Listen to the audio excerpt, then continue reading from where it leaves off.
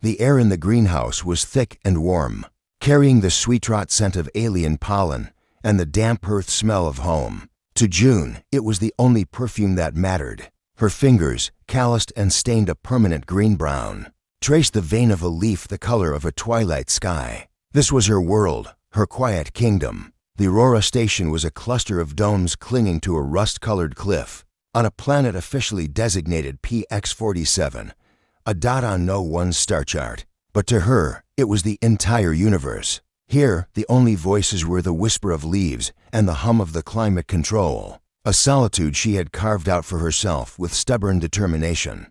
The chime from the comms panel was a jarring note in the morning's symphony. She assumed it was the biannual supply drone, but the identifier flashing on the screen was all wrong as sleek. Corporate code she hadn't seen in years. A cold knot tightened in her stomach. Moments later, the distinct hiss of the main airlock echoed through the corridor, a sound as foreign as a shout in a library. Heavy, confident footsteps followed, moving with a purpose her own leisurely pace never held.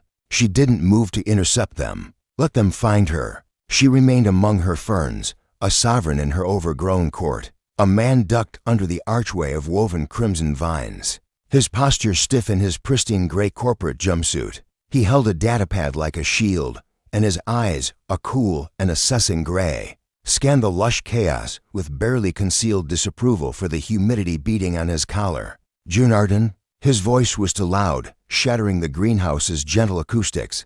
"That's me," she replied, not looking up from the plant, her shears snipping a single withered leaf. "You're lost, and early. The supply run isn't for another 3 months. My apologies for the disruption," he said, the words smooth and utterly insincere. "I'm Elias from Viridian Amalgamate. We're initiating a system-wide review of all remote assets." He gestured with the datapad, a dismissive flick of his wrist that seemed to encompass her entire life's work. Efficiency metrics. June finally lifted her gaze, meeting his. He had the sharp, clean look of a man who lived in boardrooms and sterile ships, his face a mask of polite professionalism. "This isn't just an asset. It's a xenobotanical research station. My research. The agreement guarantees operational autonomy." "Autonomy, not sovereignty," Elias countered, his smile a thin, tight line. "Viridian holds the title. New management requires new assessments. My team and I will be conducting a full viability analysis over the next several days." "Team?" The word was a stone dropped into the quiet pond of her morning. "To assistance. They're currently offloading the sensor equipment." He took a step further into the jungle, his polished boots seeming out of place against the raw soil. "It's impressive. The initial reports severely understated the biomass. The potential is remarkable. It was meant to be a compliment, but it landed like a threat." He was looking at her sanctuary, her passion, and seeing columns of data, profit and loss statements. This was an ambush, she realized, a corporate raid disguised as a review. They were here to see if her little world was worth keeping or if it would be more efficient, to dismantle it, archive her findings, and reassign her to some fluorescent-lit lab on a core world, a cage she had fought desperately to escape. "You can set up in the empty dormitory module," she said, turning her back to him, a clear end to the audience. "The environmentals are basic, and I'd advise you not to touch the flora. Many of the species here are highly specialized." "Naturally," Elias said. His gaze felt heavy on her back for a moment before she heard his footsteps retreat. Only when the silence returned did June let out a slow, shaky breath. Her sanctuary had been breached. She looked at the twilight blue fern, at its delicate, almost nervous tremble. She had spent years learning the secrets of this place, cultivating a balance that was both fragile and fiercely resilient. She knew how to defend her territory. They thought they were launching a surprise inspection, but this was her soil, her air, her rules. She had been preparing for this long before they ever plotted their approach. They would find the ground was already mined. The corporate team carved out a sterile, functional space in the dormitory module, their presence a low-grade irritant in the station's ecosystem. June did her best to ignore them, burying herself in the daily rhythm of watering, pruning, and cataloging. But Elias was persistent. He followed her with his datapad, asking clipped, technical questions about yield, growth cycles, and resource consumption. His two assistants, a pair of silent, efficient young men, scanned everything with handheld sensors, their devices whirring and blinking as they mapped the station. The energy expenditure for the primary dome's lighting seems excessive for the observed photosynthetic output, Elias stated one afternoon, his tone that of an accountant finding a discrepancy. June didn't look up from the root system she was examining. They're not Terran beings. The light isn't just for energy. It's a language. The violet spectrum encourages symbiotic fungal networks. Without it, half of this dome would wither in a week. Your sensors wouldn't show that. It happens beneath the soil. Elias was silent for a moment, then made a note on his datapad. Noted. Later that day, the station's alert system chimed with a low-priority warning. An atmospheric instability was developing, a seasonal ion storm that would whip the planet's surface. For the next 36 hours, all external movement was prohibited. The corporate team was grounded. The news seemed to irritate Elias. His schedule, his efficiency, was being thwarted by the whims of a backwater world. He paced the narrow confines of the common area while June prepared a simple meal. From the hydroponic vegetable wall. How often do these events occur? He asked, his voice tight. Often enough, she said, handing him a bowl of steamed greens and a dense, nutty bread she baked herself. It's part of the rhythm here. You learn to listen to it, or it breaks you. Trapped by the weather, the dynamic shifted. The initial formality began to fray at the edges. Elias's questions became less about data and more about her. Why here? He asked one evening, the storm howling outside the reinforced viewport, painting the sky in sheets of electric green. A scientist of your caliber could have a premier position on Luna or Mars. This is extreme isolation. June looked at the storm, feeling its raw power vibrate through the station's frame. On Luna, you look out a viewport at a curated dome or a dead rock. Here, she gestured to the swirling chaos outside. You're part of something alive. Something that doesn't care about your schedules or your metrics. It keeps you honest. She glanced at him. Why Viridian? A man of your efficiency could probably run a whole division by now. A faint, almost surprised smile touched his lips. It's predictable. You follow the process, you get the result. There's a clarity to it. And is that what you want? Clarity? She asked, her voice softer than she intended. The question hung in the air between them. He didn't answer, instead turning his gaze to the storm. It's terrifying and beautiful. The next day, with the storm still raging, he followed her into a part of the greenhouse she usually kept cordoned off. It was the oldest section, where the plants had grown into a near impenetrable canopy. Their forms stranger, more ancient. The air hummed with a low, bioluminescent energy. This is different, Elias murmured, his corporate demeanor falling away, replaced by genuine wonder. He reached out, but stopped himself before touching a pulsating, orchid-like flower. The energy signatures here are complex. Our scanners can't even categorize half of them.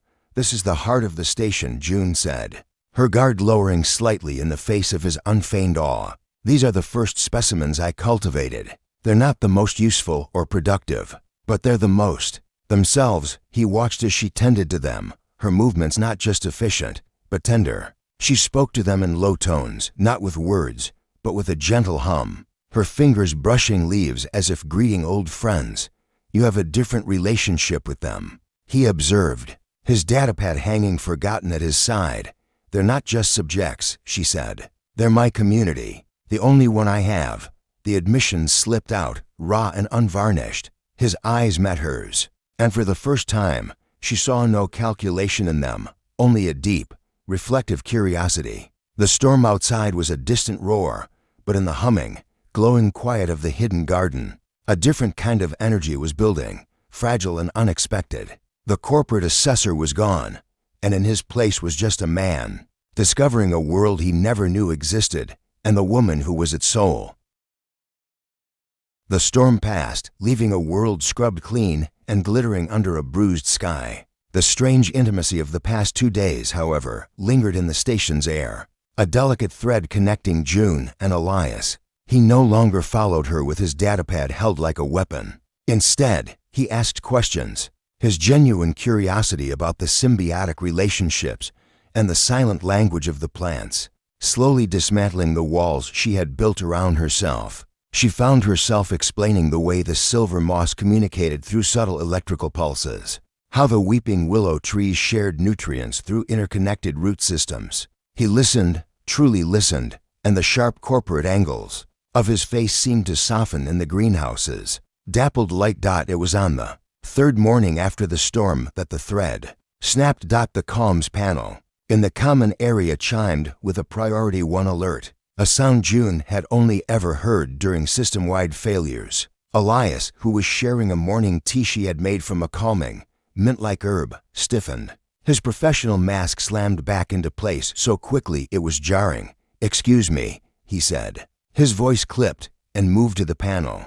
June watched him from the table, the warm ceramic of her mug suddenly feeling cold in her hands. He entered a secure code, and a hologram flickered to life. It was a man with a severe, bloodless face and hair slicked back with surgical precision. Benedict, the senior liaison from Viridian Amalgamate. June had only seen him in the initial contract vids.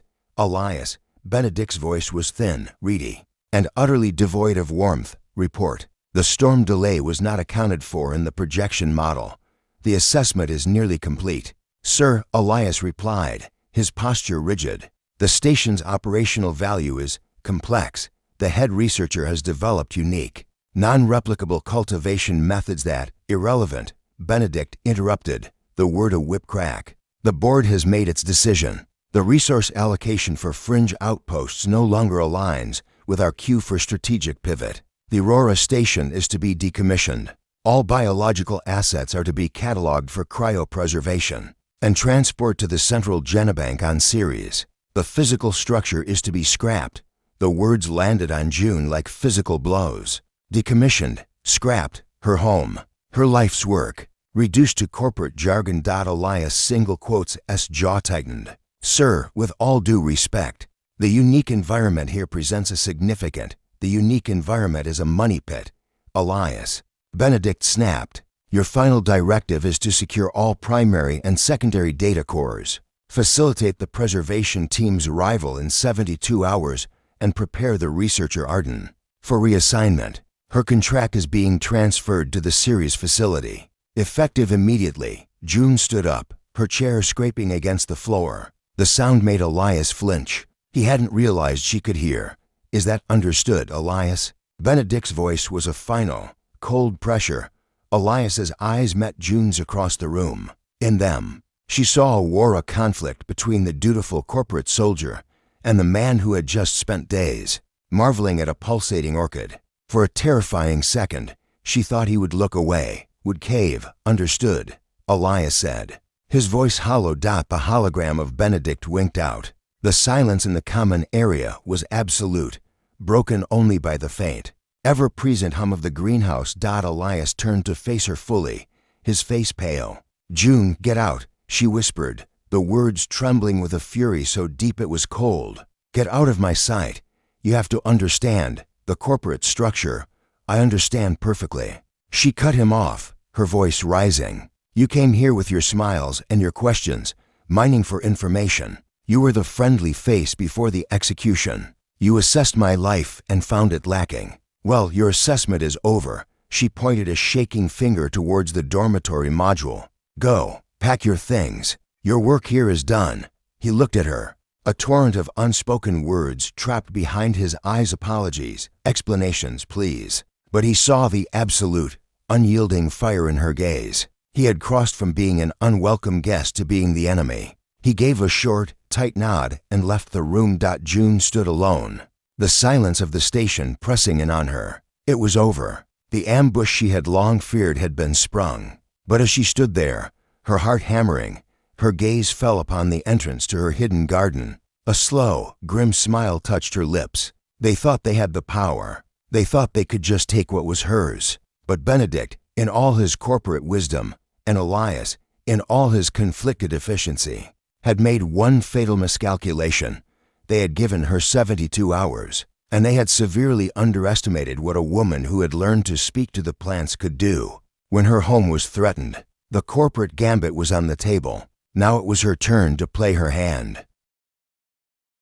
The 72-hour countdown began in a stony silence. Elias and his team kept to their module, the air thick with unspoken tension. June became a ghost in her own station, moving through the greenery with a quiet, focused intensity. She didn't look at Elias when their paths crossed, her gaze fixed on some distant, internal point. He tried once to approach her, to speak, but she simply turned and walked into the densest part of the greenhouse, the foliage swallowing her whole. On the second day, the preservation team arrived in orbit, a hulking industrial transport that blotted out a section of the stars.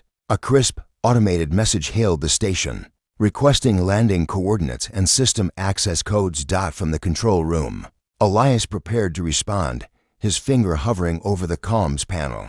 This was it, the point of no return. I wouldn't do that. June's voice came from the doorway. She stood there, not with anger, but with a calm, unnerving certainty. In her hand, she held a single, unassuming seed pod, dark and intricately patterned. June, this doesn't have to be a confrontation, Elias said, his voice weary. The series facility is state-of-the-art. Your work would be safe, celebrated even. Potted and put on a shelf, she replied, her tone flat. That's not safety. It's a prettier coffin. She stepped into the room and dropped the seed pod into a small port on the control console. He hadn't even noticed. A biological interface woven directly into the station's architecture. You came here to assess my assets. You were looking at the wrong ones. The console screens flickered. The standard operating system vanished, replaced by a flowing, organic display of light and pattern that mirrored the bioluminescence in the greenhouse. A low, resonant hum filled the station, not from the engines, but from the plants themselves. A vibration that could be felt in the bones. What did you do? Elias asked, a prickle of alarm running down his spine. I accepted your assessment, June said, a small, hard smile on her face. You're right. The station is not viable for Viridian amalgamate. In fact, it's about to become extremely hostile to your interests, outside the main viewport. The gentle, waving fronds of the perimeter ferns began to stiffen and interlace, their stems thickening, weaving a dense, living barrier across the landing pad. Vines, usually slow and passive, uncoiled from the station's outer hull with startling speed, draping themselves over sensor rays and communication dishes. Initiate override. Elias commanded his assistant, who was frantically typing at a terminal. I can't, sir. The system. It's not recognizing any of our command codes. It's like the station itself is rejecting us. The hail from the preservation ship crackled, now filled with static. Aurora Station, we are experiencing severe sensor disruption. Our landing systems are being jammed by a biological interference. What is going on down there? June walked to the viewport and looked out at the orbiting ship. Tell them to try and land, she said softly to Elias. Tell them to send their shuttles. My sentinel orchids are particularly sensitive to foreign engine signatures. Their pollen is a powerful resinous adhesive when agitated. It would gum up their turbines before they even breach the atmosphere. Elias stared at her, the reality of the situation dawning on him. This was her counter-ambush. She hadn't just been growing plants. She had been engineering a defense system. The entire station was a single, integrated organism, and she was its nervous system. The ghost drones weren't digital. They were botanical, woven into the very fabric of the place, the air you're breathing. June continued, her voice still calm. It's filtered through the root network. I could introduce a mild, soporific spore right now, and you'd all be sleeping peacefully in 10 minutes. No violence, just a very long nap. You've weaponized the ecosystem, Elias whispered, a mixture of horror and awe in his voice. No, she corrected, turning to face him. Her eyes were blazing with a fierce, protective light. I've simply encouraged it to defend itself. You see the profit in scraping it. I see the life in preserving it. This is my home, and I have spent years learning how to keep it safe. Your corporate takeover was a sneak attack. My defense was already seated in the soil, waiting for you. You can't force your way in, Elias. The only way to be here is to be invited. The preservation ship hailed again, the captain's voice now edged with panic and frustration. Elias, we're losing lock. The biomass is emitting some kind of dampening field. We can't even get a clear scan. We're aborting the landing. Repeat, we are aborting. You're on your own down there. The transmission cut out. The station hummed its victorious, living hum. The corporate gambit had failed. They had not just been outmaneuvered. They had been outgrown. Elias stood in the control room, the would-be conqueror of a kingdom that had just peacefully, beautifully, and utterly repelled him without firing a single shot. The ground had not just been mined. It had blossomed into an impenetrable fortress. The silence in the control room was profound, broken only by the steady, organic hum of the station. The viewport showed a sky once again clear of the corporate transport, the threat having dissolved into the void. Elias stood frozen, his hands still resting on the comms panel as if it were the only solid thing left in a world that had just rewritten its own rules. His two assistants looked from him to June, their faces a mixture of confusion and dawning fear. June simply stood by the viewport, watching the last of the interlacing vines settle into their new, defensive positions. She looked, not triumphant, but resolved, as if she had performed a difficult but necessary piece of gardening. You can tell your people it's over, she said, her voice quiet but clear in the humming room. They won't be able to re-establish a stable comms link for at least a standard day. By then, the defensive protocols will be fully integrated. There's no taking this station by force, only by its consent. One of the assistants, the younger one, finally found his voice. Sir, what are our orders? Elias didn't answer him. His eyes were fixed on June. The corporate facade, the efficient assessor, the ambitious climber, it had all been stripped away, leaving behind something raw and uncertain. He had seen the cold, unfeeling machinery of Viridian amalgamate in Benedict's hologram, and he had seen the warm, breathing, defiant life in this greenhouse. The choice was no longer about his career. It was about his soul.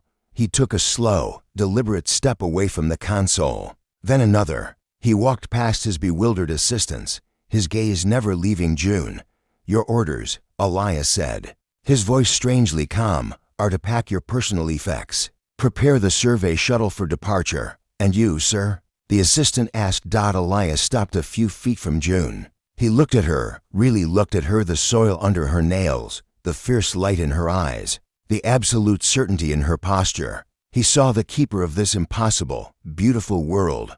I'm resigning my commission, he said, the words feeling like a long-awaited exhale. He turned to his assistants. Tell Benedict. Tell him the asset is non-compliant. Tell him it is defended by a force he cannot quantify on a balance sheet. And tell him I am choosing to stay with the defense. A stunned silence fell over the assistants. June's own breath caught in her throat. She had expected a retreat, a sullen withdrawal. Not this. Never this. You're throwing everything away, she whispered, searching his face for the lie. The trick, I'm choosing a different harvest, he replied, his voice soft. You showed me clarity isn't found in a spreadsheet. It's found in the vein of a leaf. It's in the hum of a living world. You offered me an invitation. I'm accepting it. He turned back to his team. That's your final directive. Go. The two men, after a moment of stunned hesitation, nodded and hurried from the control room. The hum of the station seemed to deepen, as if in approval, when they were alone. The reality of his choice settled between them. The corporate ambush was over. The battle for the station was won. But a new, more delicate arrangement was beginning. What will you do here? June asked, her guard still not fully lowered. You don't know the first thing about gardening. I can learn, he said, a genuine, uncalculated smile finally touching his lips. It transformed his face, erasing the last of the corporate sharpness. I'm a fast learner, and you could use someone to handle the things you ignore. The supply manifests, the long-range comms, the boring stuff that keeps the magic alive. He was right. She was a brilliant botanist but a reluctant administrator. She had always seen those tasks as a cage. But with a partner, they could simply be a division of labor. She looked out at her greenhouse, her kingdom. It was no longer a solitary fortress. It was a place that had, against all odds, attracted a citizen. He had not come to conquer, but to belong. The dormitory module is drafty, she said finally, a tentative offer in her voice. There's a spare room next to the seed bank. It's warmer. The light from the dawn phlox is better. The gratitude in his eyes was more profound than any victory. "I'd like that, together." They watched as the survey shuttle detached from the station and climbed toward the stars, a tiny vessel carrying the last remnants of a life he no longer wanted. They stood in silence as it pierced the atmosphere and vanished. The corporate sneak attack had failed, but in its failure, it had yielded a different, more valuable prize. Not a conquered territory, but a shared future. June had mined the approach with defenses, but Elias had found a path through them not by force, but by surrender. And in the quiet, humming warmth of the Aurora station, a new kind of growth began, one they would cultivate together, far from the cold equations of the corporate galaxy.